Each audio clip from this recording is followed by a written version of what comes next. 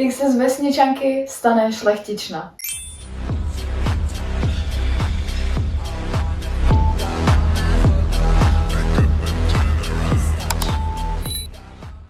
Čau, já jsem Marie a dneska si povíme příběh o tom, jak jsem se přes Komparz dostala až k německé produkci. Už od 16 let se věnuju aktivně herectví a v roce 2023 jsem dostala nabídku do Komparzu do pohádky.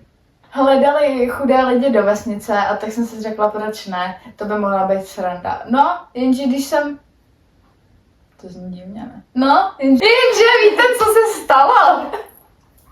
Poslala jsem jim fotky, poslala jsem jim svůj životopis a oni si mě vybrali. Tak jsem týden na to jela do barandovských ateliérů na zkoušku kostýmu a na zkoušku maskérně. Tam si mě oblíbili tak moc, že řekli, že vesničanku hrát nebudu, že jsem na to moc hezká, což je docela egoistický, když to říkám nahlas, ale je to tak, takhle to opravdu řekli. Tak mě oblíkli do šatu princezny a v těch jsem se jich líbila, tak mě tak nechali. Jediný, s čím měli problém, byly mé vlasy, protože jsem 5 let měla nabarvený vlasy na červeno, takže jsem si je obarvila na zraz, aby se to hodilo do pohádky. A shodou náhod se mi to hodilo i k šatům, takže mi potom říkali Orange Lady. Celý týden jsem dojížděla z Plzně do Prahy, stávala jsem ve 3 ráno a v 11 v noci jsem se vracela. Bylo to docela náročný, ale co bych pro to neudělala, že samozřejmě. No, první den, když jsem teda dorazila do kostymérny a maskérny, kde mě připravili, ustrojili a vylezla jsem ven, tak tam na nás čekal autobus a já jsem si myslela, že jedeme točit někam teda mimo barandovské ateliéry. My jsme jenom jeli přes celý barandovský ateliéry nahoru do velkých kulis, kde vlastně byla celá vesnice, vedle byl i přestavěný hrad a tak podobně. Opravdu musím říct, že když jsem poprvé viděla, jak obrovský barandovský ateliéry jsou, tak jsem si myslela, že to je fakt jako jedna taková velká vesnice, protože tam je toho strašně moc. A musím říct, že jsem si přišla fakt jako úplně v nějaký opravdový vesnice. Když jsme začali ten první den točit, tak jelikož je to německá produkce, tak tam mezi sebou mluvili německy a my jsme jim moc nerozuměli, ale když pracovali s náma, tak jsme tam celý štáb mluvili v angličtině. A když se začalo točit, tak já jsem na herce moc neviděla, protože já nosím brejle, takže jsem moc do obličeje neviděla. A najednou jsem slyšela něco Chantal. A já jsem si tak pootočila a říkám, to je opravdový jméno. Já jsem si myslela, že to je prostě jenom ve filmu, ale nechala jsem to být, protože nějak jsem tomu nevěnovala prostě pozornost. Jenže pak jsem se otočila, podívala jsem se pořádně a viděla jsem Jelu Háze. A říkala jsem si, to není možný. To není možný, že to je zrovna tahle herečka. No a byla. A v tu chvíli jsem si uvědomila, jak velký projekt vlastně jde a kam jsem se to úplně omylem dostala.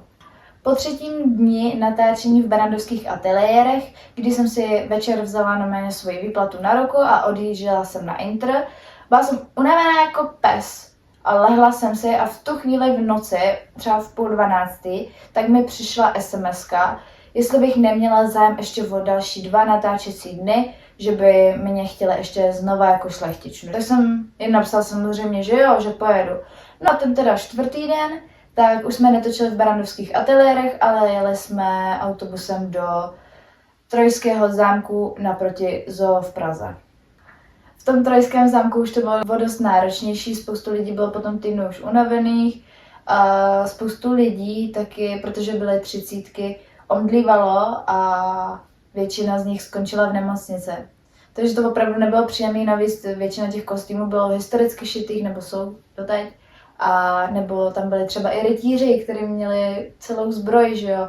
A to taky není úplně na 30 ideální. No a jelikož já jsem měla takovejhle super jako kostým, který měl vlastně límec, spodničku, punčochy až nad kolena, tak jsem měla pořezaný krk i boky. Ten 5. den už to bylo opravdu dost nesnesitelný, dost nepříjemný a bolel mě jakýkoliv pohyb.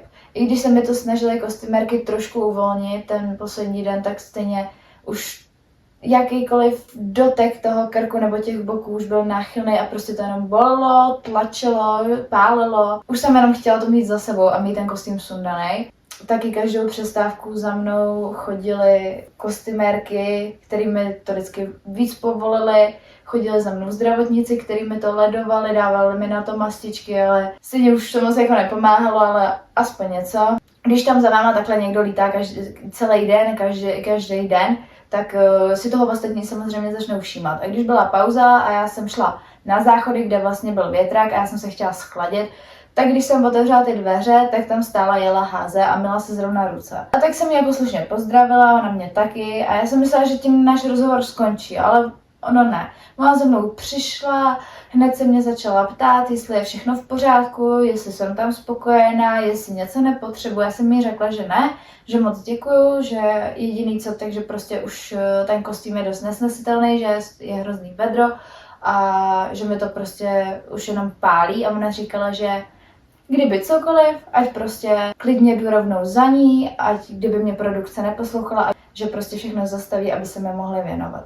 Tak na to třeba dost ráda vzpomínám, protože to bylo takový hodně dost milý. I přesto, jak to bylo náročné, tak jsem si to celé natáčení strašně užila. Byla jsem ráda, dobře.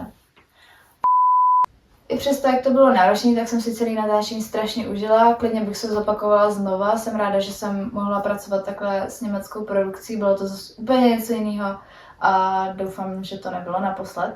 Jestli by vás zajímalo víc ohledně tohohle tématu nebo i ohledně herectví a tak podobně, budu ráda, když mi to napíšete do komentáře a já vám na to odpovím třeba v dalším videu. Doufám, že se vám video líbilo a uvidíme se třeba příště. Tak čau. To jsem hodně rychlá. No. To dáme. Protože jsem to vymyslela já, že jo? Od čeho nějaký chat GPT, když mám tebe? Chat GPT. To je nějaká stresující situace tuto. Z 8 minut to bude vole 40 hodin. Bude, a pak to budu stříhat 20 let, vole. No. A pak lidi, vzpomnějte si to, jo? Že mi pak bude psát, jestli to za ní nesestříhám. Úplně ji vidím, vole, i slyším. A Luci, nemohla bys mi s tím trochu pomoct? Já ti poslala nějaký ty klipy. Nasrat. A rozmazat, vole.